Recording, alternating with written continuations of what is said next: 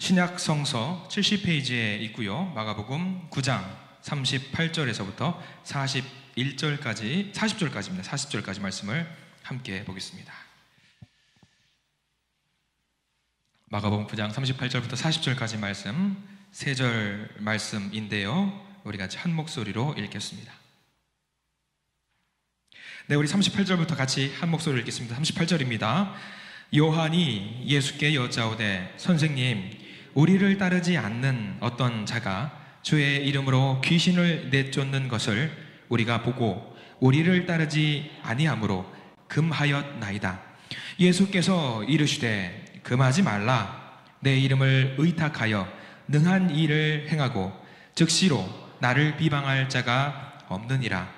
우리를 반대하지 않는 자는 우리를 위하는 자니라. 아멘. 오늘 말씀 가운데 하나님의 은혜가 있기를 간절히 기도합니다. 자, 가슴에 손을 얹으시고 저를 따라서 하시기 바랍니다. 하나님의 은혜가 지금 저에게 임하기를 기도합니다. 우리 옆에 분들 보시고요. 하나님의 은혜가 지금 여러분에게 임하기를 기도합니다. 아멘. 하나님의 은혜가 우리 가운데 넘치기를 원합니다. 좋은 일 넘치세요. 예수의 복을 사방에 전할 수 있는, 예수의 향기를 품어낼 수 있는 모든 믿음의 성도님 되시기를 간절히 축원합니다. 자, 오늘 말씀 제목은 금하지 말라라는 말씀으로 한번 나누어보려고 합니다. 여러분, 특허가 뭔지 아세요? 특허 아시죠? 특허 알 겁니다. 요즘 한참 뭐 이런 특허라든가 또 다른 용어로 지적 재산권이란 이야기도 있습니다. 이게 뭐 사실 아는 내용인데 피부적으로 와 닿는 경우는 별로 거의 없으실 거예요. 뭐 예를 들면 이런 겁니다. 여러분 유튜브 많이 보시잖아요. 유튜브에 영상을 제작하는 사람들은요, 함부로 막 올리지를 못해요.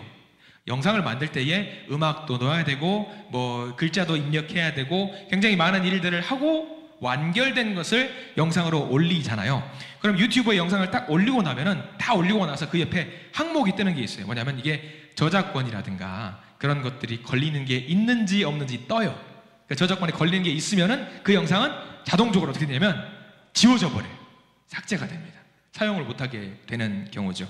그 영상을 올리려면 그 영상을 올렸던 그 영상 파일에 그 노래라든가 어떤 글자체 그런 것들을 사용하는 허락을 받아야지 그것을 올릴 수가 있는 상황. 이게 이제 특허라고 하는 거죠.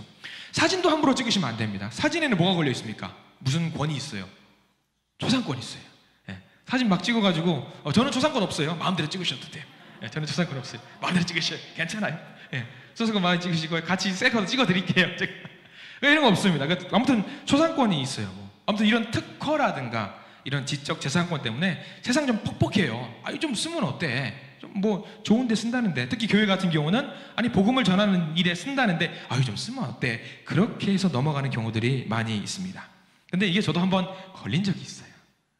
전에 섬기던 교회에서 영상을 제작을 하고 올리는데 교회로 내용 증명이 온 거예요.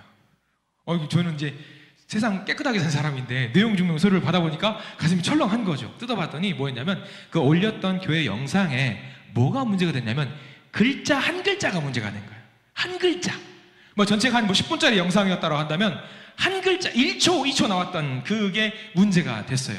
그러니까 글자체를 몰라서 이거를 허락받고 써야 되는, 그냥 무료로 쓸 수 있는 저작권인 줄 알고 그냥 그 저작권이 없는 줄 알고 썼는데, 알고 봤더니 이게 원저작자가 있고 이 글자를 이 영상에서 사용하려면 반드시 허락을 받고 써야 된다라고 내용 증명이 온 거예요. 몰랐어요. 정말 몰라가지고 이거 우리가 사용료를 내야 되는구나. 교회가 이런 불미스러운 일로 서로 이제 오해가 쌓으면 안 되니까. 그래서 그 내용 증명에 나와 있는 연락처로 전화를 했어요. 그래서 어디 회사죠? 그러니까 예, 여기는 어디 교회입니다라고 하니까 알더라고요. 거기서 우리 폰트를 썼다는 걸 알고 내용 증명을 보냈다는 게 다 있으니까. 자, 아무튼 그것에 대해 사용료를 우리가 지불하려고 합니다. 이 영상을 쓰고자 하는데 이거 한 글자 썼는데 얼마 내야 됩니까? 라고 물어봤어요. 여러분, 한 글자 썼어요. 1초 나왔어요. 번쩍하고 사라지는 거예요. 그걸 잡은 것도 신기해요. 아무튼 얼마 낼 것 같으세요? 한 글자 썼어요. 맞춰보세요. 제가 한번 경매를 한번 해보겠습니다. 얼마 부르실래요? 한 글자. 영원. 좋습니다. 영원. 아유, 우리 장로님 마음이 여유가 항상 넘치셔가지고. 영원. 1,000만 원. 아유, 여러분들이 상상을 초월합니다. 10만 원. 좋습니다. 1억. 아우, 주여. 하도 우리가 억걱하니까 나보다. 자, 380만 원 나왔어요. 글자 하나를 1초 썼으니까 380만 원을 내야 된다는 거예요. 저도 그때 뒷목 잡았어요.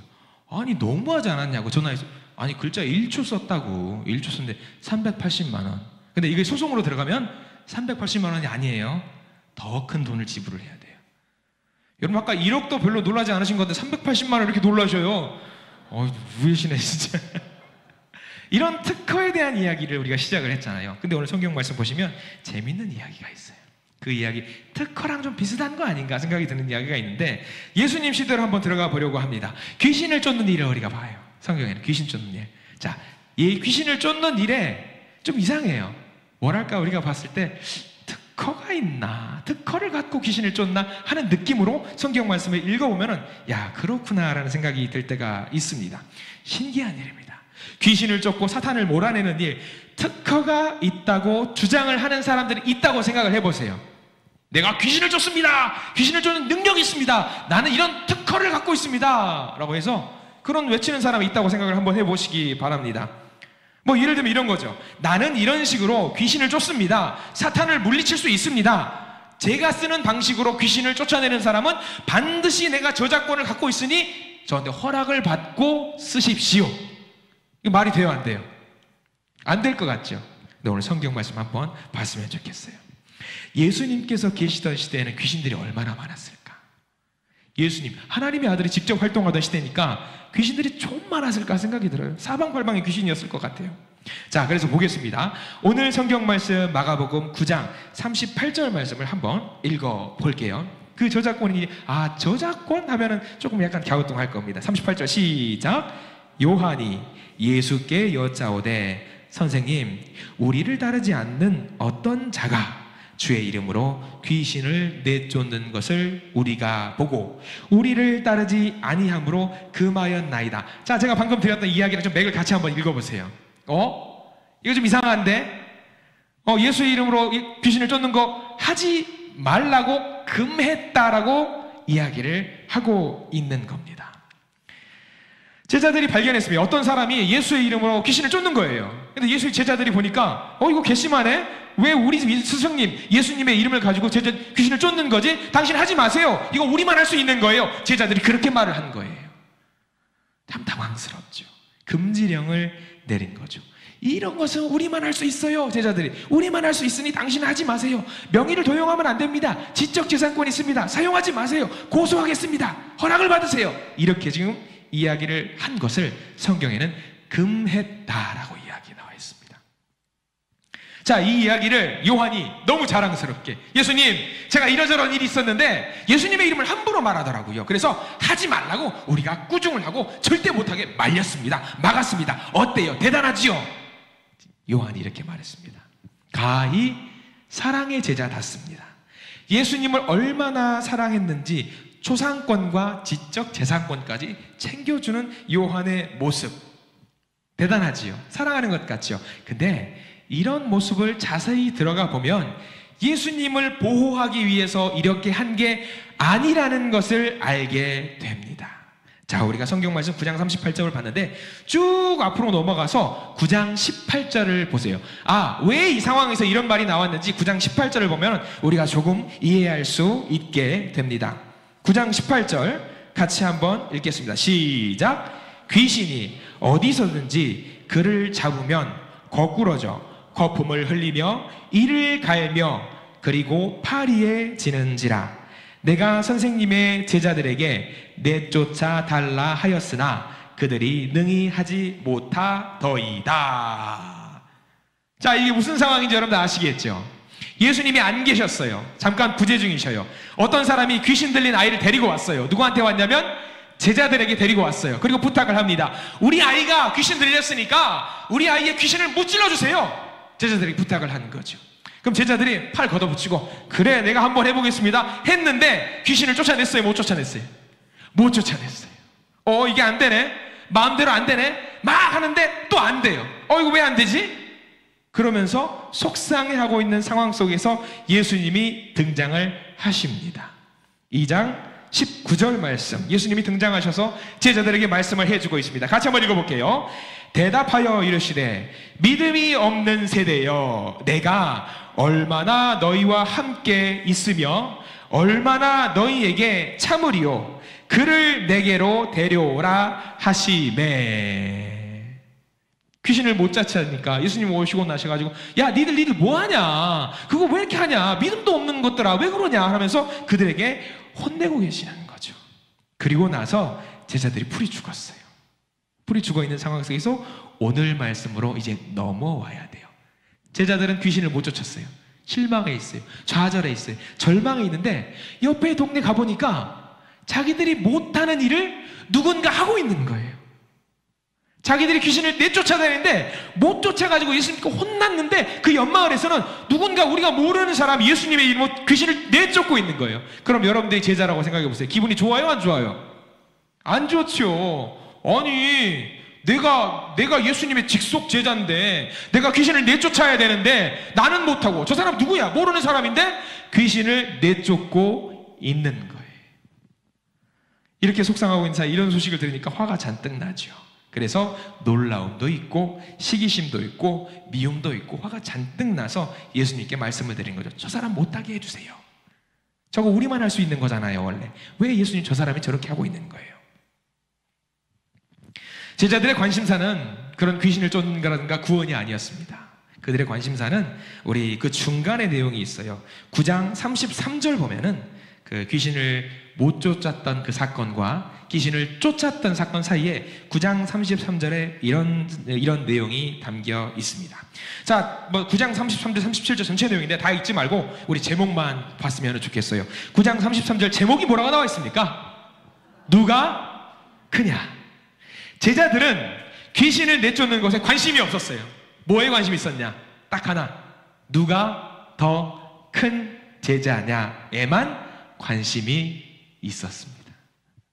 네가 크냐? 내가 크냐? 네가 잘났냐? 내가 잘났냐? 이 토론을 하고 있는 거예요. 혼났으면서 정신 차리고 믿음을 가질 수 있도록 노력을 해야 되는데 그것을 하지 않고 서로 간에 네가 잘났냐? 내가 잘났냐? 네가 문제냐? 내가 문제냐? 가지고 서로 간에 싸우고 있었던 거죠. 그러면서 예수님은 제자 요한의 보고를 받고는 이렇게 말씀을 하셨던 거죠. 오늘 우리가 읽은 본문 9장 38, 39, 40절 말씀을 해 주셨습니다. 금하지 말라. 내 이름을 의지해서 내 이름을 의탁해서 능한 일을 행한 사람들 칭찬해주고 격려해주고 응원해 주어야 한다라고 말씀을 해 주셨던 겁니다. 금할 일이 아니라는 거예요. 권할 일이라는 거죠. 예수님은 말씀하셨습니다. 제자들만 하는 독점 행위가 아니라고, 제자들만 할 수 있는 그 능력이 아니라고, 모두가 예수님의 이름으로 할 수 있는 일이라고 말씀을 해 주셨어요. 자, 우리 마가복음에서 예수님과 제자들의 이야기가 있는데 민수기에도 이런 내용이 나와 있어요. 굳이 민수기까지 가지는 않겠지만 이런 내용이 있습니다. 모세가 하나님의 명령으로 기도를 하려고 합니다. 70명의 장로님들과 다 모여서 함께 기도를 하는데 한 곳에 모여서 모세와 그 70명의 장로님들이 기도를 해요. 막 열심히 뜨겁게 기도를 하니까 그 70명의 장로님들과 그 모세가 함께 성령을 받아가지고 뜨겁게 기도를 하고 하나님께 영광을 올려드리는 일이 발생을 해요. 근데 그 회막 안에 모여있던 70명 말고도 그 옆에 딴 마을에 있던 사람이 성령을 받은 거예요. 하나님의 은혜를 입은 거예요. 그래서 막 뜨겁게 기도를 하고 하는 거예요. 근데 그 사람 이름이 엘닷과 메닷이란 두 사람이거든요. 이 두 사람이 성령을 힘입어서 예언을 해요. 근데 한 소년이 그것을 봅니다. 그리고 모세에게 아니 저 사람들 장로님들도 아니고 어떤 회막에 있는 사람도 아닌데 저 사람들 기도를 하고 예언을 합니다 라고 고자질을 합니다. 옆에 있던 여호수아가 말을 해요. 모세 지도자시여, 저 사람들 못하게 막으십시오. 저 사람들 무슨 사람이길래 저렇게 예언을 합니까? 막습니다. 모세가 말을 해요. 야, 너 내 비서실장이지? 네. 저 사람들 왜 너 혼내고 질투하냐? 라고 따지는 거예요, 모세가. 나는 저 두 사람뿐만 아니라 이스라엘에 있는 모든 사람들이 성령을 받고 하나님의 은혜를 입어서 예언을 하는 선지자였으면 좋겠다. 너도 포함해서 모두가 그런 사람이었으면 좋겠다라고 하면서 금하지 말라라고 이야기를 모세도 하는 내용이 구약 성서에도 나옵니다. 자, 이게 무엇을 말할까요? 예수님께서 주신 복음은요, 누군가의 소유물이 아니에요. 누군가 독점하는 것이 아닙니다. 능력도 독점이 아니고요, 전도도 독점이 아니고요, 교회도 독점하는 것이 아니에요. 모두에게 열려있는 것입니다. 교회는 너그러움, 교회는 개방, 교회는 개혁, 교회는 새로움을 향한 도전입니다. 우리와 좀 다르다고 해서 예수님을 바르게 전하는 사람이 있다고 한다면 우리는 칭찬하고 응원해 줘야 합니다. 그래서 요한이 분명하게 말씀을 해주고 있습니다. 금하지 말아라. 하늘의 상이 있을 것이다 라고 이야기를 해주고 있습니다. 자, 복음을 전하는 것 그렇습니다. 우리 장로님들이나 우리 권사님들이나 집사님들이나 어떤 특정한 사람에게 그 임무가 주어진 것이 아닙니다. 모두에게 그 임무가 주어졌습니다. 마찬가지로 그것을 누리는 것도, 하나님의 은혜를 누리는 것도, 하나님의 복을 누리는 것도 모두에게 열려 있습니다. 특정한 누군가에게만 주어진 것이 아닙니다.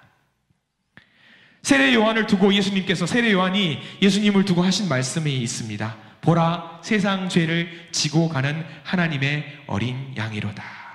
예수님을 두고 세상의 죄를 짊어지고 가셨다고 했어요. 너의 죄도 아니고 나의 죄도 아니고 세상 모든 사람의 죄를 짊어지고 가신 예수님. 여러분들 요한복음 3장 16절 말씀 아실 거예요. 누구든지 저를 믿는 자마다 멸망치 않고 영생을 얻으리라. 누구든지, 너도 아니고 나도 아니고 모두, 누구든지 모두에게 열려 있어요. 모두에게. 나한테만 그 은혜가 주어졌다라고 생각하시는 분이 없기를 바랍니다. 하나님의 은혜는 우리 모두에게 열려 있다는 것을 믿으시기 바랍니다. 그리고 옆에 있는 사람들, 그래서 하나님께서 옆에 있는 사람에게 주신 은혜를 존중하고 존경하고 높여줄 수 있는 우리 모든 성도님들이 되시기를 간절히 부탁을 드립니다. 나한테만 그 은혜가 주어진 것은 아닌가, 억울한 부분도 없지 않아 있을 거예요. 우리 한국교회도 이런 모습이 있습니다. 우리 주변에도 정말 열심히 해보려고 예수님의 제자들과 같이 열심히 했던 사람들의 모습이 있습니다. 존중합니다. 존경합니다. 그런 사람을 우리는 높여주어야 되고요, 그런 사람들에게도 구원이 허락된다라고 그분을 높여줄 수 있어야 합니다. 난 대단한 사람이야, 난 뛰어난 사람이야. 근데 그것이 사람에게 인정받지 않도록 우리가 주의해야 합니다. 주님에게 인정받을 수 있도록 우리가 노력을 해 주셔야 합니다. 그 사람을 높이면서 그 사람을 인정해 주세요. 그리고 그 사람이 하나님께도 인정받을 수 있도록 그 사람을 높일 수 있는 저와 여러분들이 되시기를 부탁을 드립니다. 전에 섬기던 교회에서 이런 일이 있었습니다. 교회 학교에서 교사를 세우는 일이 있었어요. 근데 한 장로님께서 나 교사가 정말 하고 싶은 분이 계신 거예요. 장로님이. 그래서 주저주저 하시더라고요. 그래서 순수한 분이셔요. 그래서 교사를 하고 싶으니까 저 교사를 좀 하면 안 될까요? 장로님이 말씀하시는 거예요. 그래서 당회에서 그 의견을 타진하셨는데 다른 어떤 장로님이 그렇게 말씀하셨어요. 그것은 집사님들이나 하는 거니까 집사님들이 하게 하세요. 교사를 하고 싶은 장로님이 그 말에 상처를 받았어요. 상처를 너무 받았어요. 예수님께서 오늘 뭐라고 말씀하셨냐면 금하지 말라. 예수의 이름을 전하고 싶은 사람에게는 예수의 이름을 전하게 하라라고 말씀을 하신 거죠. 물론 나중에 그 장로님께서 해명을 하셨습니다. 그 말은 집사님들에게 봉사할 수 있는 기회를 주라, 그게 좋다라고 이야기를 하신 선한 뜻이었어요. 근데 여러분 생각을 해보십시오. 교회 사역을 주실 때 직분을 정해두고 하는 일은 단 하나도 없어요. 직분을 정해두고 하는 일. 어떤 일은 집사님들이 해야 돼요. 어떤 일은 권사님들이 해야 돼요. 어떤 일은 청년들이 해야 돼요. 그런 거 있을까요, 없을까요? 정해진 것은 하나도 없습니다. 집사님이면 어떻고 직분이 없는 평신도면 또 어떻습니까? 예수 믿는 신실함과 교회를 사랑하는 애정이 있으면 누구나 교회에는 그 문이 다 열려 있습니다. 물론 재능이 있으면 좋습니다. 서울의 어떤 교회는, 대형 교회는요, 성가대를 하려고 지원하는 사람이 너무 많아요. 그래서 뭘 하냐면 뭘 할 것 같아요? 면접을 봐요. 면접을 봐요. 성가대를 하려면 면접을 봐야 돼요. 그 면접 저는 이해합니다. 교회 일꾼들이 너무 많기 때문에 면접을 보는 것도 이해하는데 그런 생각을 하는 거예요. 그 면접을 봐서 만약에 떨어지는 사람이 있으면 어떡하나. 그런 생각이 문득 드는 거예요. 근데 제가 오지랖이죠. 남의 교회까지 왜 걱정하고 있어요? 우리 교회라도 좀 성가대 하겠다고 차고 넘쳤으면 우리 교회도 면접 봤으면 좋겠습니다. 했으면 좋겠다는 생각이 좀 듭니다. 뭘 말하는 걸까요? 금하지 말라요. 하고 싶은 사람이 있으면 그 사람이 갖고 있는 달란트를 존중해주고 그 사람을 높여주고 칭찬해주고 응원해 주어야 된다라는 이야기인 거죠. 예수님의 제자들은 그랬습니다. 자기들이 하지 못한 일을 누군가 하니까 속상한 거죠. 근데 여러분들은 예수님의 제자들입니다. 어떻게 하실 거예요? 내가 못하는 일을 누군가 해요. 그럼 어떻게 하실 겁니까? 내가 못하는 일을 누군가 합니다. 어떻게 하실 거예요? 우리는 칭찬하고 권면하고 격려하고 응원해 주시기를 부탁을 드립니다. 함께 하지 못한 마음을 내가 가져야 되는데 제자들은 지금 뭐라고 말을 하고 있냐면 하지 마. 나도 못하는데 왜 네가 나서고 그래? 라고 제자들이 이야기를 했다라는 거죠. 예수님은 그게 아니다.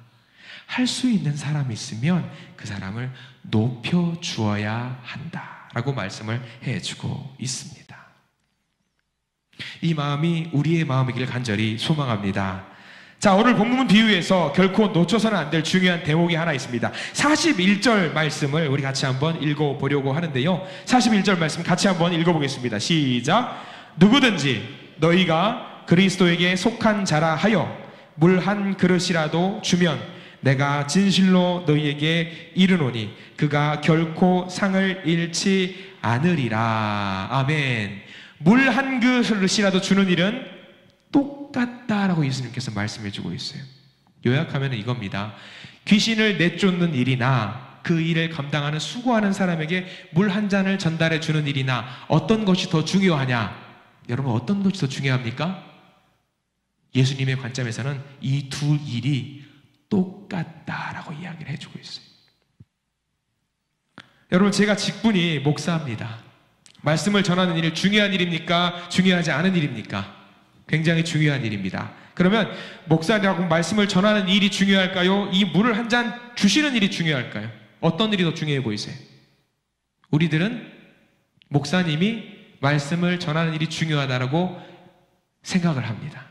근데 오늘 예수님이 뭐라고 말씀하셨냐면 말씀을 전하는 일이나 물을 떠다 줘서 그 사람이 목을 축일 수 있게 만드는 일이나 똑같다라고 말씀을 해주고 계세요. 똑같다. 우리는 이게 더 중요한 일일지 몰라요. 저도 목숨 걸고 준비합니다. 그러나 이 일이나 이 물을 떠다 주는 일이나 우리 주님이 보실 때는 똑같은 일이에요. 똑같은 일. 제가 찬양 인도를 열심히 합니다. 찬양 인도를 열심히 하는 일이나 여러분들 누군가 성도님이 교회 주변을 한 바퀴 쭉 돌아오면서 비닐 쓰레기 하나 주워가지고 쓰레기 봉투에 집어넣는 일, 어떤 게 더 중요해 보이세요? 세상 사람들 말을 합니다. 찬양 인도하는 게 더 중요한 일이지요. 그런데 예수님의 관점에서는 쓰레기를 줍는 일이나 찬양을 하는 일이나 똑같다. 예수의 이름을 전하는 일이면 똑같다. 누구도 그 일을 하는 것을 말리지도 말고 금하지도 말아라. 권면해라. 할 수 있도록 독려해라. 그런 일을 예수님께서 그렇게 말씀해 주고 있다라는 거죠. 교회는 조화합니다. 이런 일을 하는 사람도 있고 저런 일을 하는 사람도 있고 저런 일을 하는 사람도 있고 이런 일을 하는 사람도 있어요.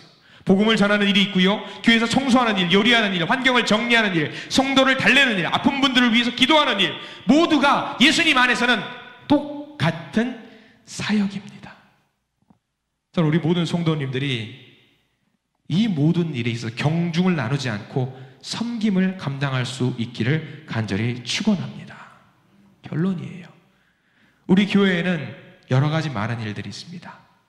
그 일들 중에 예수님께서 하지 말라고 하는 일은 없습니다. 예수라는 이름 하나만을 걸러두고 하는 모든 일을 예수님은 금하지 말고 모두 할 수 있도록 권면해라 라고 이야기를 해주고 있습니다. 그렇습니다. 교회는 주님 안에서 이 다양한 일들이, 다양한 달란트들이 하나가 되어야 합니다. 다양해야 됩니다. 조화를 이루어야 합니다. 찬양대에 만약에 전부 소프라노만 있다라고 생각을 해보십시오. 아름다운 찬양이 될 수 있을까요? 만약에 알토와 테너와 베이스가 어우러졌다라고 한다면 더 아름다운 찬양이 되겠지요. 우리 교회가 그런 교회가 되었으면 좋겠습니다. 중요한 일, 중요한 게 어디 있습니까? 물 한 잔, 냉수 한 그릇 내어주는 섬김, 그 일을 감당하실 수 있는 우리 모두가 되기를 간절히 축원합니다. 오늘 본문 말씀을 잘 기억하십시오. 금하지 말라, 금하지 말라. 예수의 이름으로 하는 그 모든 일을 금하지 말라. 오히려 권면하고 독려해라. 권면하고 독려할 수 있는 우리 모든 믿음의 성도님들이 되실 수 있기를 간절히 축원합니다. 기도하겠습니다. 주님 감사합니다. 오늘 우리에게 허락하신 말씀을 정리하면서 우리에게 주시는 그 말씀을 다시 생각해 봅니다. 금하지 말라, 금하지 말라. 오히려 격려하고 응원하라. 우리에게 주시는 그 말씀. 교회 안에서 서로 격려하고 응원하게 해 주시옵소서. 서로 사랑하게 하시고 품을 수 있도록 저희 한신교회를 지켜 주시옵소서. 예수 그리스도 이름으로 간절히 기도드립니다. 아멘.